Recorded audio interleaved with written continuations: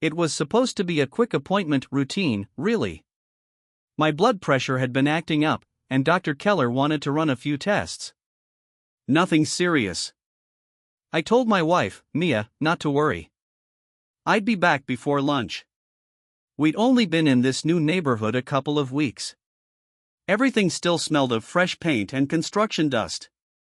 Our cul-de-sac was quiet, mostly retirees and a few young couples who waved politely but kept to themselves. Except for one, our newest neighbor across the street, Ethan. Ethan had that effortless kind of charm. Mid-30s, athletic, the type who always wore a confident smirk like he knew something you didn't. He had moved in just a few days after us and somehow already knew everyone. Mia was the first to welcome him, of course. She baked cookies. I remember teasing her about it. "You've barely made me cookies in the last year," I joked. She laughed, brushing it off. "It's called being neighborly, Greg." That morning, as I headed out, Mia was in the kitchen, sipping coffee and scrolling her phone. She gave me a distracted smile.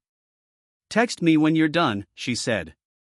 I kissed her on the cheek and left, thinking about absolutely nothing significant.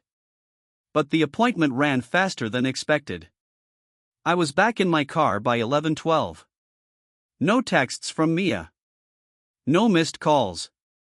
Just the morning sun peeking through clouds, and a strange feeling in my gut that something wasn't right. I didn't drive home right away. I stopped at a little cafe near our place to pick up Mia's favorite lemon scone. Maybe I was just being sentimental. Maybe I needed to remind myself that everything was okay between us, even if we hadn't exactly been connecting lately.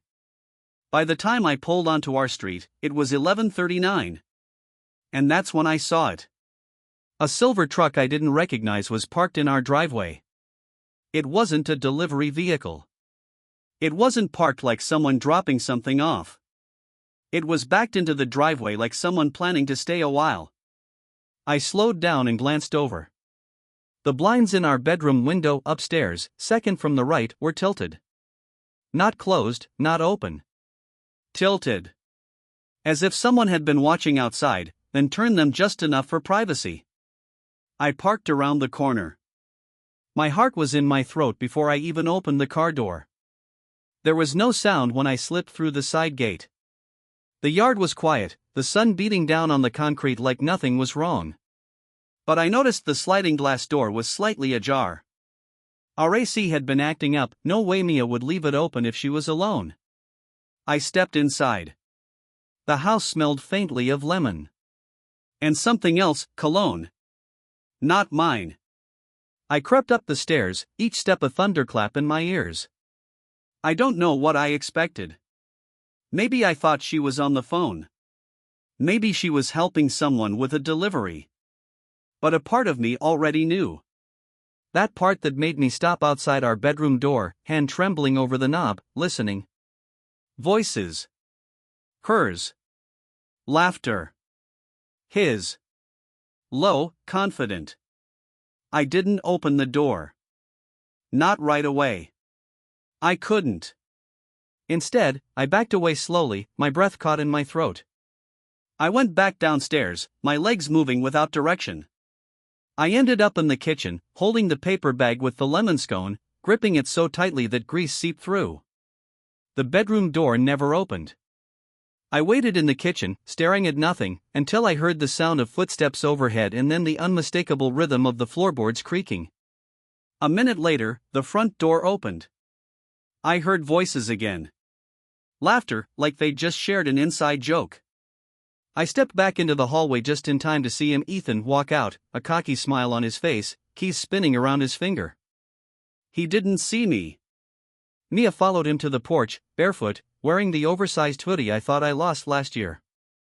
She stood in the doorway as he walked to the truck. He turned, winked, and drove off. Mia closed the door and leaned against it, smiling to herself.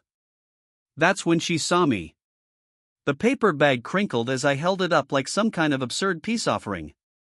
"Forgot your scone," I said. Her face went white. I didn't raise my voice.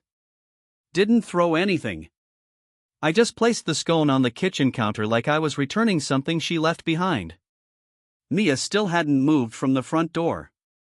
Her lips parted, as if she wanted to say something, explain, lie, anything, but no words came. "You left the door open," I said quietly.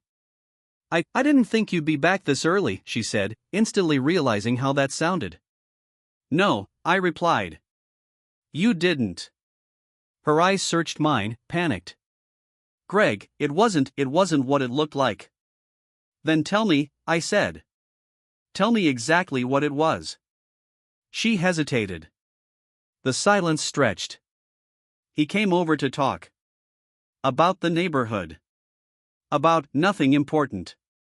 "Upstairs," I said, voice tightening. "In our bedroom?" She didn't answer. Just dropped her gaze to the floor. I nodded slowly. The sun filtered in through the kitchen blinds, turning everything golden and surreal. The world felt tilted, off balance. "How long?"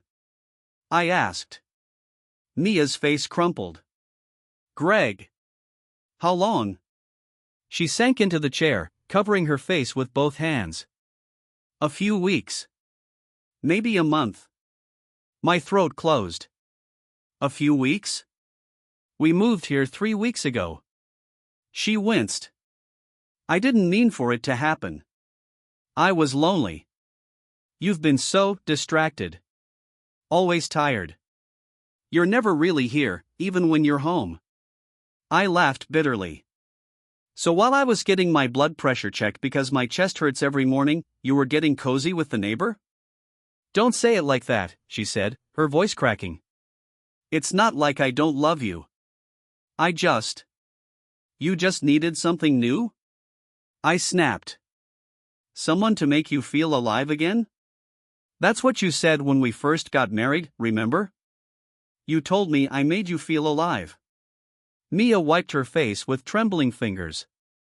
"Ethan, he doesn't mean anything. It was a distraction. I swear." I felt numb. My heart was beating, but everything inside was shutting down. "I trusted you, Mia. Through everything. The job losses. My mom's cancer. I stood by you when you wanted to go back to school. I never asked for anything but honesty." "I know," she whispered. "I know you've been good to me." That stung. "Been good to you?" Past tense. She opened her mouth, but I raised a hand. I didn't want more words. No apologies or explanations would unmake what I'd seen. "I'm not sure what hurts more," I said. "That you did it, or that you were comfortable enough to do it in our home. While I was gone for less than 2 hours." Mia stood, but I backed away instinctively. "Don't," I said. "Please, Greg, let's talk about this. Maybe we can." "No," my voice was quiet, final. "There's no we in this anymore." I turned, walked up the stairs. Our room still smelled faintly of Ethan's cologne, sharp, invasive. I packed a bag. Just essentials. Enough for a few nights. I wasn't thinking about lawyers or separation or who got the house. I just needed air. Space. Sanity. When I came back downstairs, Mia was sitting on the couch, knees pulled up to her chest. Her face was blotchy. She didn't look up. I didn't say goodbye. I just walked out the door, closing it softly behind me. As I got in the car, I stared at the scone on the passenger seat. Untouched. Useless. I left it there when I drove off.